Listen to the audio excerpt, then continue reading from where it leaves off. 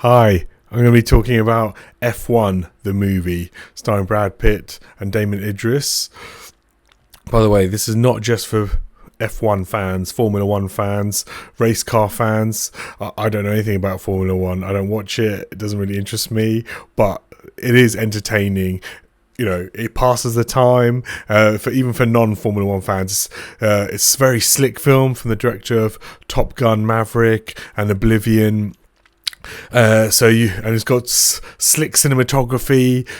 You'll be entertained, let's say, but it is a sports movie, and there are only so many outcomes of the sports movie. You know, win, lose, draw, and it does try and pull the rug a little bit from under you, but not really.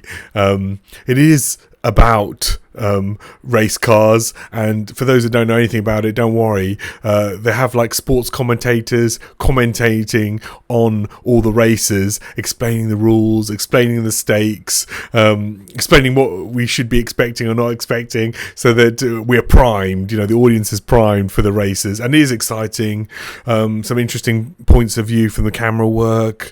You know, it looks like Brad Pitt's driving the car. You know, you've got that sort of seeming authenticity. The special effects, you can't tell what is a special effect. It's so slick. There is one niggling effect that still hasn't been sorted out in movies. I noticed, often when you have a photograph, a composite of a couple of the actors, and their younger versions of themselves composited together when they would never have known each other, it still looks fake. It still pulls me out of a film whenever I see sort of a photo that's meant to be of the cast when they were younger. You'll see what I'm talking about when you watch the film. You were like, that doesn't look real. I don't know why visual effects haven't mastered that yet, unfortunately. It's only a minor niggle in terms of, special effects technology. And what it is about new blood versus old blood. You've got the young buck, excited, arrogant, and you've got the old timer. Well, he's not that old, Brad Pitt, but he's the sort of the weathered, seen it all, done it all, world weary but wise. You've got these two contrasting, characters, and the friction and the drama comes from them at loggerheads. You've got the young buck wanting to sort of make his name, and you've got the older one trying to prove himself still. You've got backstory for both. Brad Pitt's character, you'll see when you watch the film that he could have been one of the greats, but a crash caused him to sort of spiral and lose his way professionally and personally. And then you've got the Damon Idris character, who was racing for this team, and the owner, Javier Bardem, he needs a win because even though theoretically he's the boss, moneyed organization, moneyed people, they have the actual effective ownership, and if he doesn't get a win by a certain date, then he loses control of the company and it's sold off. He loses his money. So we've got stakes, even though Formula One, is a multi-million-dollar industry to break into and sustain yourself. We do have to we have the sort of feeling sorry a bit for this ultra rich owner because he could lose everything. So you've got sympathy and empathy for him. So it's not just some billionaire who's just enjoying Formula One for the fun of it. You've got someone who is an ex-driver. Javier Bardem's character is an ex-driver who genuinely loves the sport and who has managed to parlay his fortune into owning a team, but the team is doing terribly. They're the underdog. So that's also what a sports sort of cliche. You can't, how many sports films in whichever field are about the underdogs, the team doing badly, the individuals doing badly. That's where the audience have their sympathy for. And this team is the underdog team. They're nothing compared to the sort of the famous teams in the sport, and they're doing extremely badly. The car's not very good. And And Javier Bardem has got this rookie, this young guy who's hungry, and if this team gets sold, or the young guy will lose his career, so he's got something, deeply at stake. Brad Pitt, is coming to the end of his career, and he's not really made it in Formula One, even though he's driven across in other sports, in race car sports.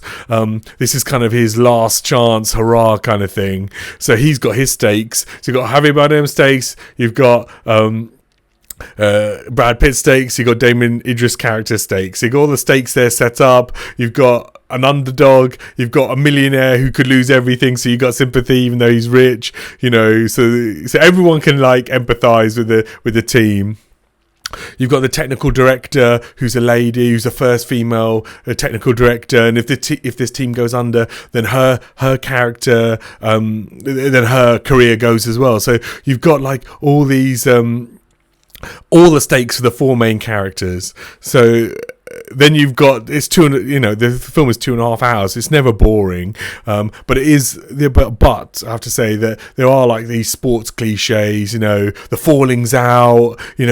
Will they win? Will they survive? Got the new blood and the older blood. I was thinking about Any Given Sunday, the Oliver Stone American football film, which was one of the great sports films when I was watching this.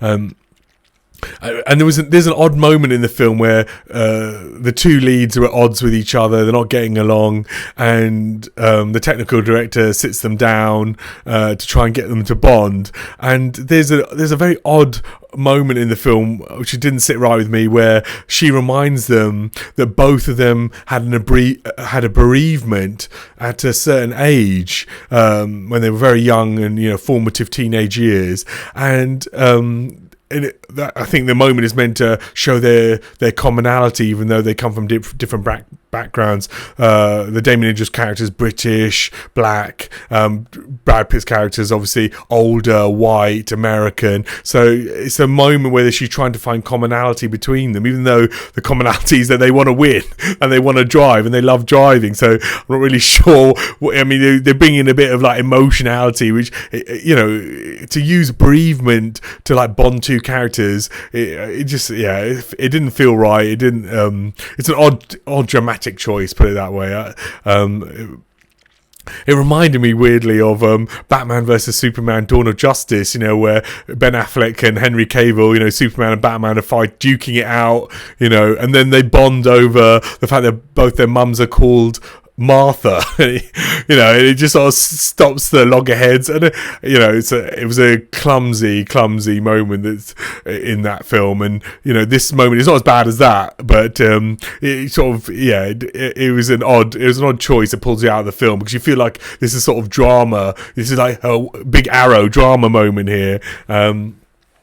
And Brad Pitt, I was expecting more from Formula One, because Brad Pitt is producing it, not just starring in it, and I do think he's one of the great producers. If you look at his credits, you'll be wowed, I think, by the sort of the films he's produced. He's an impressive producer, in my opinion, and I felt that F1 could have done with a bit more avant-garde thinking, a bit more thinking outside of the box when it comes to the genre. Because sports is a hard film to go beyond its sort of formulas. But having said that, if you compare Brad Pitt's Moneyball, again, one of the great sports movies, that's a phenomenal film. I highly recommend checking that out. The Moneyball, sorry, it's Moneyball starring Brad Pitt. So check that out. And also, I don't think his character is giving him enough to do, weirdly, even though he's in it for a lot of the film and the star of the film. I kept thinking, actually, wouldn't it be the perfect person, had he been alive, would it be, and if he'd been at the same age, would be Patrick Swayze, so had he been like Brad Pitt, I think his late 50s, early 60s, whenever the film was shot, I'm not sure how old he would have been, and if Patrick Swayze had been similar age, and been cast in this film, had he been alive, then I think Patrick Swayze, I kept thinking of Bodhi in Point Break, a film I truly love, the surfer bank robber film. So if you haven't ever seen that, treat yourself to that. But yeah, I kept thinking of the Bodhi character, the sort of mentor figure, and how rich that character was compared to Brad Pitt's character, which doesn't have as much going on, I think, as Bodhi's character. Anyway, yeah, so yeah, check out Point Break, Moneyball, Any Given Sunday. Yeah, so the cinematography is great. Technically, the film, is like wow inducing. I watched it at the IMAX. The sound is like fantastic. It's a sort of sound design where like any people who feel the need to talk during the film just can't talk, because if you have to talk over this film, you'll be shouting basically. I mean, I didn't feel it hurt my ears personally, but the sound was like excellent. It's clear, and IMAX obviously, some of the scenes expands into IMAX. I don't really notice actually. It's quite seamless, the transition to IMAX ratio. And it looks great. IMAX. I like watching films IMAX. It makes every film better, no matter the quality of it. So if you're going to watch F1, check it out in IMAX, and it's worth your time. I don't think. I mean, it didn't blow me away. I was looking forward to it, but it didn't blow me away. But I was entertained. I didn't regret seeing it. I didn't regret the uplift, paying the uplift for IMAX. So worth it. Anyway, if you do see it, I hope you enjoy it. Thank you.